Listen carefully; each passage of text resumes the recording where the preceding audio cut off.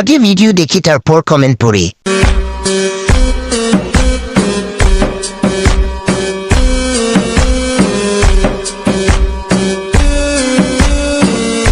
দিলেন তো গরম করে।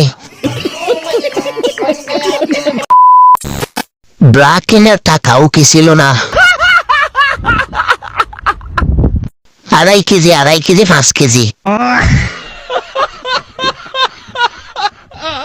यही नहीं अभी और सुनिए। 3 দিন হলো হ্যান্ড টাচ করা বাদ দিয়েছিলাম, এখন আবারও যাইতেছি হ্যান্ডেল মারতে।